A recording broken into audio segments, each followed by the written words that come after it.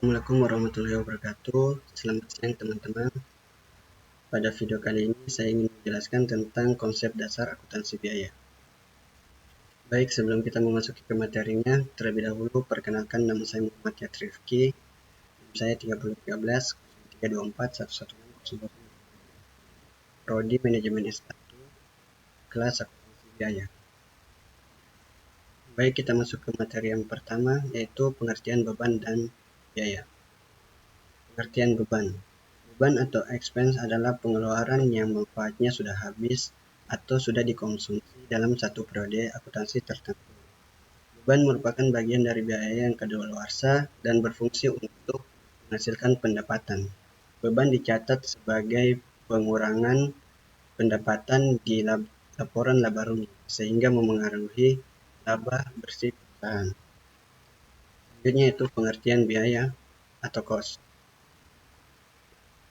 Biaya atau cost adalah pengorbanan ekonomis yang dilakukan untuk memperoleh satu aset atau sumber daya yang diharapkan akan memberikan manfaat di masa depan.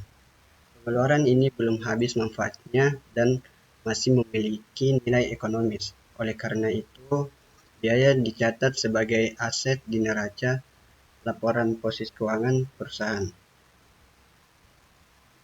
Selanjutnya itu penggolongan biaya. Yang pertama itu berdasarkan unsur produksi. Di sini ada 4 poin. Yang pertama yaitu biaya bahan baku langsung, bahan yang menjadi bagian utama produk. Yang kedua biaya tenaga kerja langsung, seperti gaji atau upah pekerja yang secara langsung mengolah.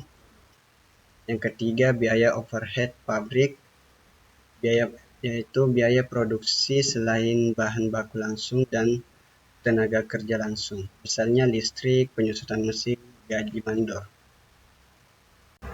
Yang kedua yaitu berdasarkan fungsi pokok dalam perusahaan. Sini juga ada 3 poin. Yang pertama, biaya produksi. Semua biaya untuk mengolah bahan baku menjadi barang jadi. Kedua, biaya pemasaran atau distribusi. Biaya menjual dan mendistribusikan barang seperti iklan, transportasi, dan gaji sales. Yang ketiga, biaya administrasi dan umum, seperti biaya untuk kegiatan manajerial, administrasi, dan pengendalian, seperti gaji staf kantor, ATK, distrik kantor pusat. Selanjutnya yaitu yang ketiga, berdasarkan perilaku terhadap perubahan volume kegiatan. Yang pertama yaitu biaya tetap atau fixed cost. Jumlahnya tidak berubah meskipun volume produksi berubah, misalnya sewa gedung dan gaji tetap. Kedua, biaya variabel atau yang biasa disebut variable cost, yaitu berubah sebanding dengan volume produksi, misalnya bahan baku, upah langsung per unit. Ketiga, biaya semi variabel, yaitu mengandung unsur tetap dan variabel, misalnya listrik pabrik, biaya telepon. Yang keempat yaitu biaya semi tetap atau yang biasa disebut step cost, tetap pada tingkat volume tertentu tetapi naik pada kapasitas berikutnya. Misalnya gaji supervisor, tambahan saat kapasitas bertambah. Yang keempat yaitu berdasarkan pengendaliannya. Sini ada 2 poin, yaitu pertama, biaya terkendali atau controllable cost dapat memengaruhi oleh manajer tertentu. Kedua, biaya tidak terkendali sulit dipengaruhi oleh manajer tertentu. Yang kelima, berdasarkan jangka waktu manfaat. Yang pertama yaitu biaya modal atau capital expenditure. Manfaat lebih dari satu periode akuntansi, misal pembelian mesin. Yang kedua, biaya pendapatan. Manfaat hanya dalam satu periode akuntansi, misalnya gaji bulanan. Yang keenam, berdasarkan hubungan dengan produksi. Yang pertama yaitu biaya langsung. dapat diidentifikasi langsung dengan objek biaya tertentu, misalnya bahan baku untuk produk A. Yang kedua, biaya tidak dapat ditelusuri langsung, misalnya listrik untuk pabrik. Selanjutnya yaitu metode penentuan biaya produksi. Penentuan biaya produksi adalah proses penting untuk menghitung total biaya yang dikeluarkan dalam membuat suatu produk. Ada dua metode utama yang paling sering digunakan, yaitu metode full costing dan metode variable costing. Kedua metode ini memiliki pendekatan yang berbeda dalam memperhitungkan unsur-unsur biaya produksi.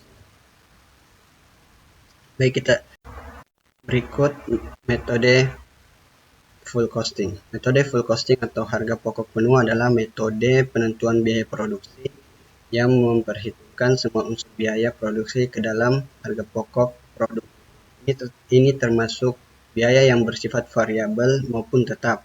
Metode ini dianggap lebih komprehensif karena memberikan gambaran penuh tentang biaya yang diperlukan untuk menghasilkan produk. Yang kedua yaitu metode variable costing. Metode variable costing atau harga pokok variabel adalah metode penentuan biaya produksi yang hanya memperhitungkan biaya produksi yang bersifat variabel saja ke dalam harga pokok produk.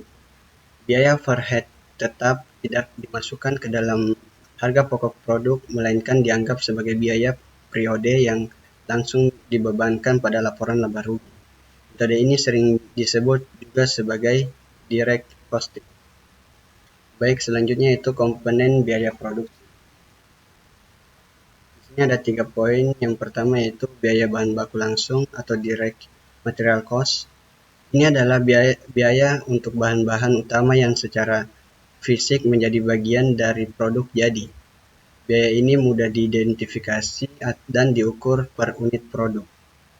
Yang kedua yaitu biaya tenaga kerja langsung atau direct labor cost.